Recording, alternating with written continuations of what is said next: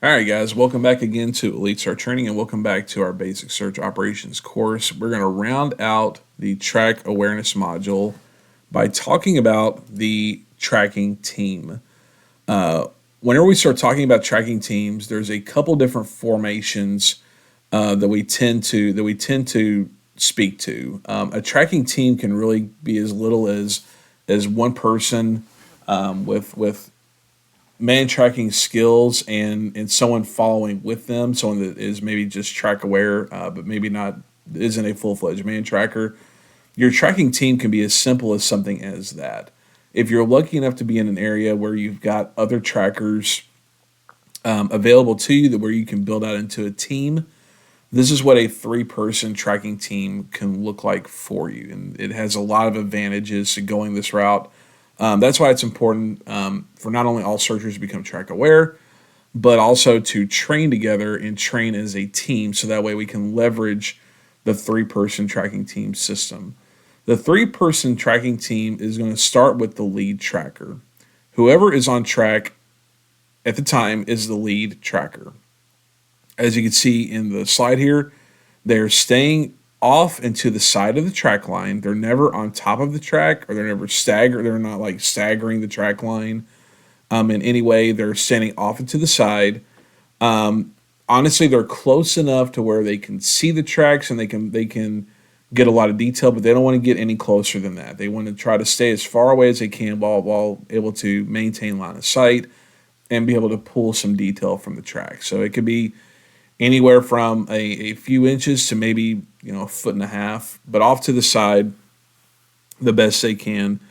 And what they're doing is they're performing step to step tracking. They're staying off. They're staying off to the side, but they're staying on that last known track until they find the next track, until the next track is identified.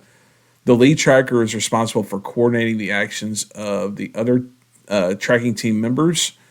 For example, if another member of the tracking team sees an area of interest out ahead, they are not to advance without the direction of the lead tracker. Whoever's on the lead is in charge here. The flankers they operate from an upright position out and away from the track line, and they have a few primary responsibilities. The first one is always stay off the track. Okay, you do not want to put yourself in any risk of contaminating the track if you're working that flanker position. So you are, as you are depicted here in the picture, you are back and further out away from that track. What you're doing is you're scanning the area for other clues, hazards, or other important items of interest. You're scanning out ahead. You're looking to see if there's another set of tracks that may be entering an area or exiting an area. You're kind of you have a different vantage point. You're looking out ahead a little bit differently than the lead tracker. The lead tracker is focused on those immediate steps right in front of them. The flanker is out, upright, looking out, scanning the area, and supporting the lead tracker by being their eyes at a different perspective.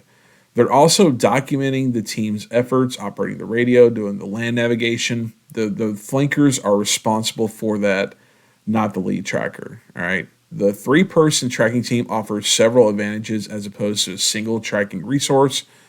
It allows for consultation with other trained trackers. It builds confidence and reduces errors.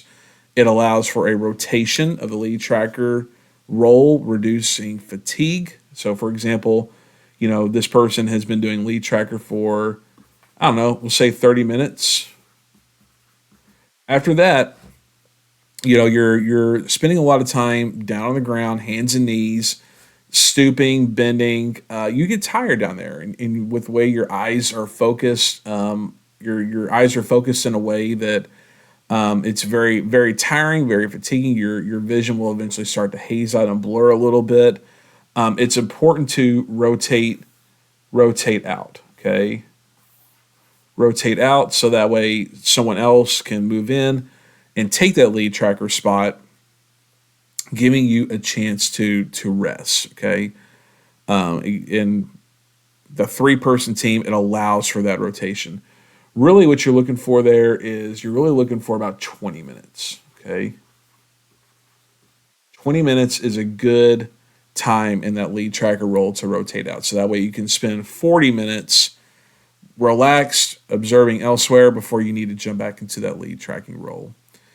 And it also allows for the tracking team to work at a quicker pace, obviously with the reduced fatigue. But if there are areas of interest out ahead, the lead trackers staying on that last track, they can instruct the flanker to maybe go out and do some sign cutting at a trail intersection up ahead, or do something to advance the team's efforts here. What we can do, what we employ called a bracket technique is what we call that. It allows for that to happen.